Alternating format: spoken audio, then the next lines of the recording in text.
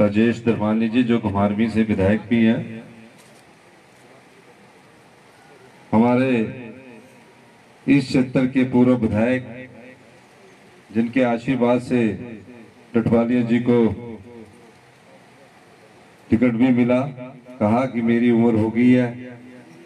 डडवालिया जी एक शरीफ आदमी है, ईमानदार आदमी है, इन्हें प्रतिनिधित्व करने का मौका दीजिए। हमने इन्हें टिकट दिया। हमारे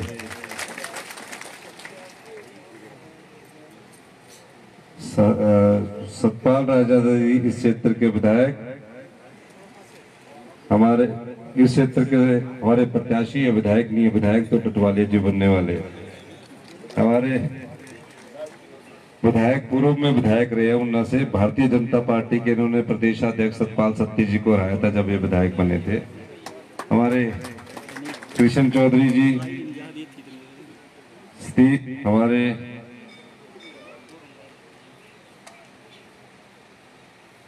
एक तो है ना, भूल गया मैं ना, शर्मिला पटियाल जी, स्वर्ण सिंह जी, मीना दीवान जी जो हमारी जिला परिषद की मेंबर है, संजीव जरियाल जी, धर्म सिंह एक्स प्रधान, विजय कुमार उप प्रधान,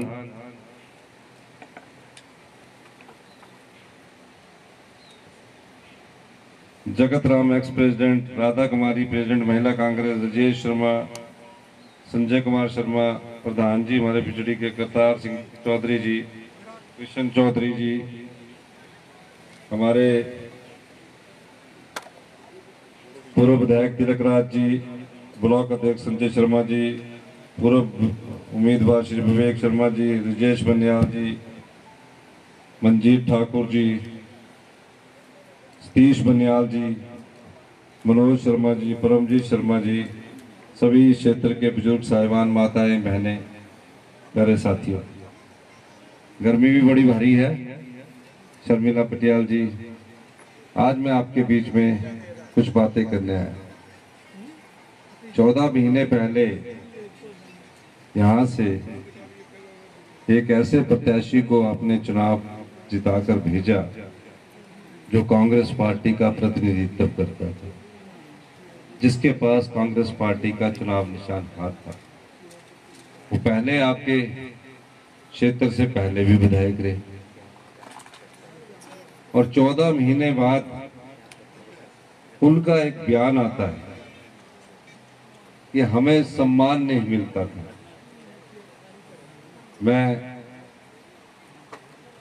2 महीना पहले इस विधानसभा क्षेत्र में आया, बिजड़ी में ही आया, बिजड़ी के मैदान में बड़ी जनसभा को संबोधित किया और जो कुछ मांगा वो कुछ दिया।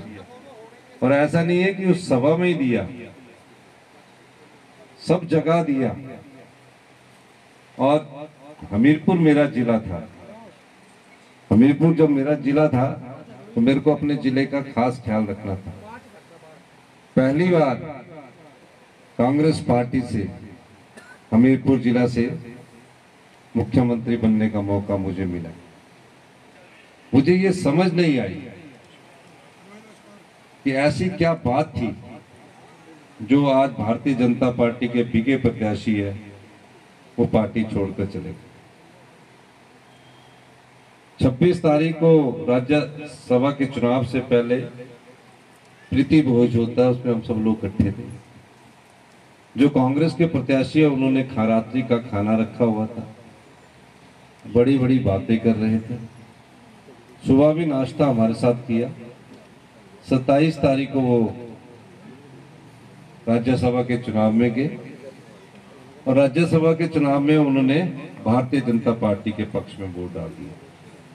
भारतीय जनता पार्टी के पक्ष में वोट डालने के बाद वो चले गए हरियाणा सरकार के होटल हॉलिडे इन में जाने के बाद मैंने कहा कि उनसे पूछो कि क्या बात है, तो कोई बातचीत करने को वो तैयार नहीं। अगले दिन वो हेलीकॉप्टर के माध्यम से अनाडेल आते हैं, 2-2 हेलीकॉप्टर आते हैं, सीआरपीएफ के जवान उनके साथ होते हैं। आप अंदाजा लगाइए, बजट हमारा प्रस्तुत होना था, और जब बजट प्रस्तुत होना था उसमें आप लोगों से संबंधित योजनाएं थी, और उसमें बजट भाषण से पहले चर्चा होती है। 23-24 फरवरी को मेरा बड़ा गुणगान कर रहे हैं, इतना अच्छा बजट, इतना अच्छा बजट, बहुत गुणगान कर रहे हैं। और 27 तारीख को राजनीतिक मंडी में बिक जाते हैं। बड़ा अफसोस होता है, जो सम्मान की बात करते थे वो भारतीय जनता पार्टी के सम्मान से भरे अटैची को देखकर बिक गए। वो राजनीतिक मंडी में बिके, उनको खरीदा गया, और अंदाजन मुझे लगता है अभी तक तो जो रिपोर्ट्स मिली है कि 15 करोड़ रुपए से ज्यादा उन्होंने अपनी विधायकी को बेचा है। आप भी कभी सोचते नहीं होंगे कि ऐसा करेंगे। बड़े मिठे जवाना दे, इतने मिठे